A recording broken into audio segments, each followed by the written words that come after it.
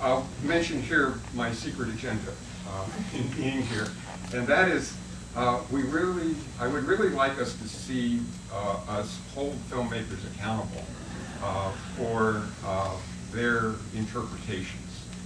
There are some wonderful films out there. Granted, film is a genre. It has its own limitations. It requires certain poetic license. That's not what I'm questioning.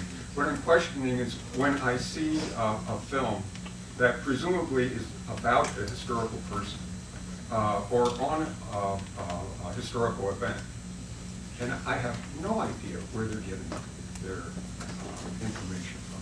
It's counter to the historical record. They just seem to be making things up, following their own banal vision.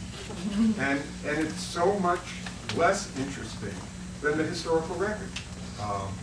So I'll stop here.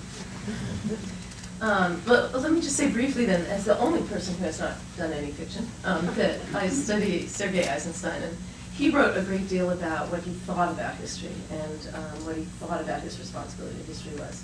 And he kind of tacks back and forth between the two positions, I would say, rather than a spectrum, but really between two positions. He had a very firm vision of what he wanted to do when he started Eisenstein. He did a ton of research. And then he was thrilled when he found documents that supported his intuition. It proved to him that he was right about everything. But he was also just as thrilled to take events that had virtually no documentation and make them psychologically true, or true to the heart, I think, in Pascal's sense. So he felt a real responsibility to be historically accurate, but he also felt it was up to him to get to define what that meant. And this, for me, this raises the question, what all your comments have said, have raised the question so far, what you expect from your readers and viewers. We all know people who are incredibly frustrated by historical films or novels and hate them because they finish reading them or finish seeing them and then feel, I don't know what was true, and are just incredibly frustrated by that and go off to the internet to find out what they can find out, right? So what do you want what sort of history do you want your readers, or do you think film viewers ought to be able to take from historical fiction? I'm always very reluctant to expect anything of a reader. I think that the contract is, you put the book out there, and if somebody bothers to read it, then your only expectation or reaction should be to be slaveringly grateful. And, to sort of have an agenda beyond that has always sat a little awkwardly with me. I think my responsibility is to the story. And I think this is something that maybe comes from spending so many years as a journalist. I had a lot of crusty old editors who used to yell, the easiest thing for a person to do is stop reading. And you had to try and get them past the jump, as we called it, that awkward place where you have to turn inside the paper to find out what happens. And I'm always very aware of that, theoretical jump in my novels. So I guess I would like people to finish my books and then go to the internet to see what they can find out.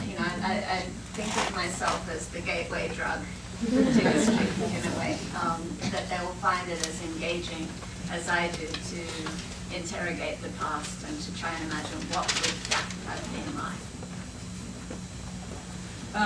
I think it would be useful to all of us who are academic historians to envision readers who pay to read our books rather than who are paid to read our books.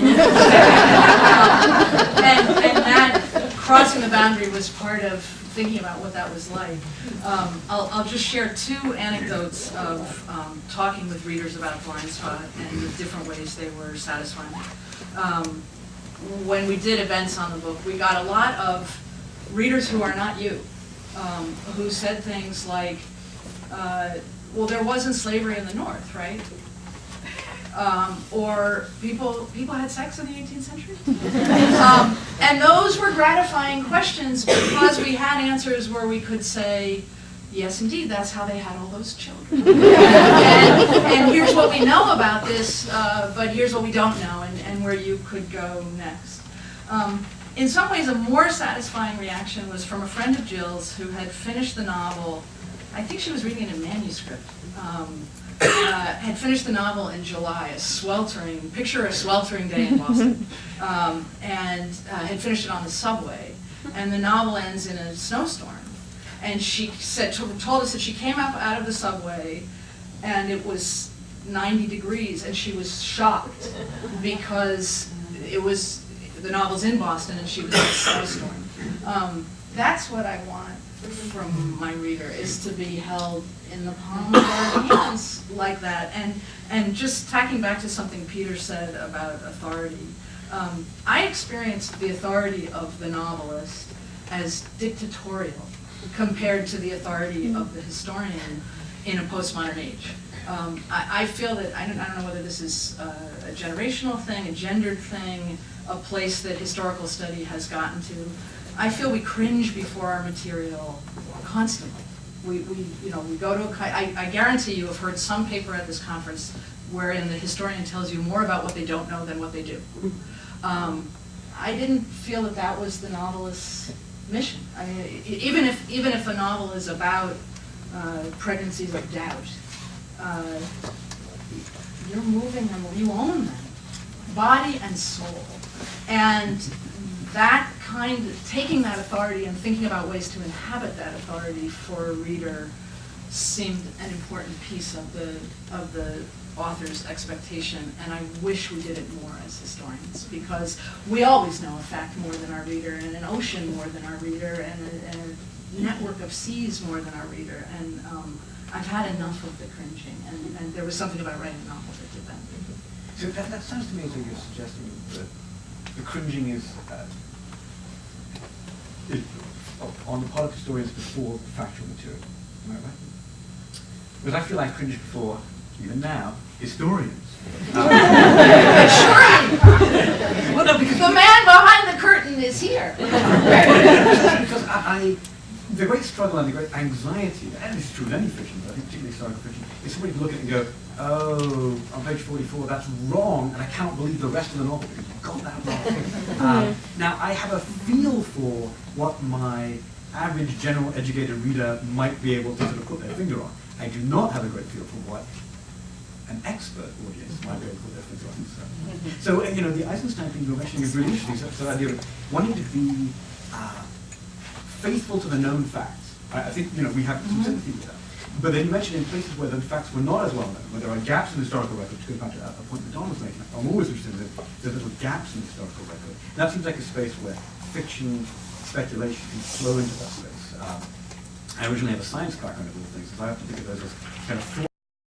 And so they feel like hypotheses, the one that I feel like I can put out there without quite saying this is true, but saying nobody knows. So here is a hopefully logically or psychologically consistent interpretation.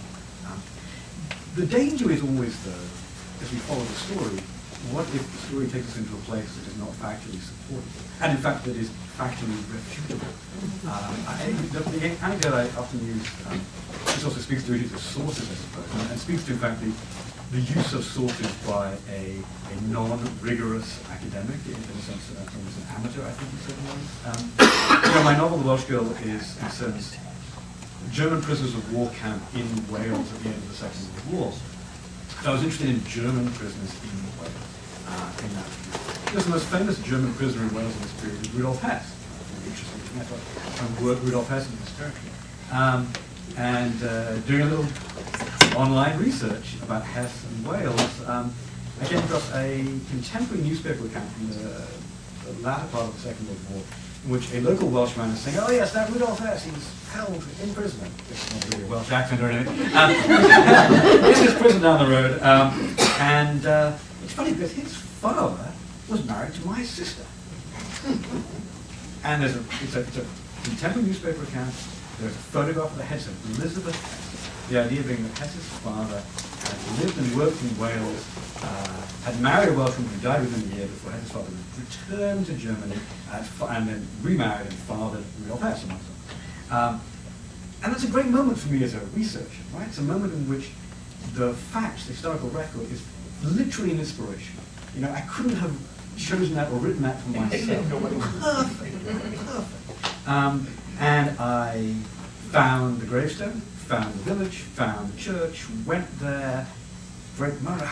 It's a weird connection. I have sections in my book where Hess, who's been interrogated, speculates about how in another world I might have been a Welshman. It's sort of this speculation about identity and history. And of course, it's bullshit. And newspaper can exist. Yeah. Some deluded Welsh guy. My sister married a guy called Hess. It must have been Rudolph Hess. And I had this beautiful scene in that gravestone. I mean, the novel is, some parts of the novel are very much about, because we know a little bit about Hess and this sort of Hamlet-like antic disposition that he may or may not face at the end of the Second World War. How much does he know? How much does he remember? And so for my interrogator of Hess, the idea that Hess is now telling the story about my father, you know, could have married this Welsh woman, seeing the gravestone is an interesting marker of, here's a moment of truth, apparently, in Paul's Hess's family. That, of course, is no longer a moment of truth. And I had a lovely scene. It was almost the climax of the novel. And at the 11th hour, I discovered that I wasn't viable. In some ways, this saves the book, because I think actually that moment is one of those moments where truth could have been stranger than fiction. It would have been almost too much to believe in, I think, in certain ways. But I had to walk back from this moment that I loved. And that in some ways had sustained me through the writing of the book. In those moments of doubt, the material, it's this inspiration that sustained me. In the end, walking back, I think, worked well for the book. But it was a moment where I couldn't follow the story. I had to say, somebody will falsify this. And then the book will be destroyed, essentially, for many readers by the possibility of that simply being a vast untruth. So wasn't the extremity of the situation that made you feel that you had to take that out? Because obviously you can put in other things that aren't true. Right. It felt as though it was almost too specific. And I don't think I'd have generated it if I didn't feel like I had some factual background for it. Mm-hmm. And I think it was that lovely job of, here is reality conforming to my artistic vision. And that was a thrill. So to have that rug pulled up under me, having fought, in fact, to maintain these sections about Hess in the book, there had been editorial pushback about that. And one of the reasons I fought for it was on rather odd, surprising grounds. That was quite a shocking moment. But one I'm very comfortable with now. I feel the book is actually stronger for not being able to include that. And not just because it's wrong, but actually because, as I say, it did feel almost too improbable in retrospect. But it felt like that was a definitive moment of, I cannot follow the story. I have to abide by the contract. Well, this may come as a shock, I say, to historians in the audience, but historians make mistakes. And we have to be tolerant of mistakes in fiction writing and film, if they're honest mistakes. But I think what we should expect is that there's not an attempt to deceive on the part of novelists or filmmakers. And when the reader or audience member realizes they've been deceived, then it really turns them off. So a few years ago, there was a series, TV series devoted to Peter the Great. It's pretty bad. One, for example, Peter the Great, played by Maximilian Schell, who's 5'10", 6'7", 6'8". So, and just, you know, the physical presence of someone that tall in a society where the average height is 5'5", that's essential in portraying. Well, the series makers said, oh, well, we're just trying to get people interested in the topic. We're not so interested in historical accuracy. But those kinds of mistakes really turn people off from getting worried as soon as they find those things out. A film that I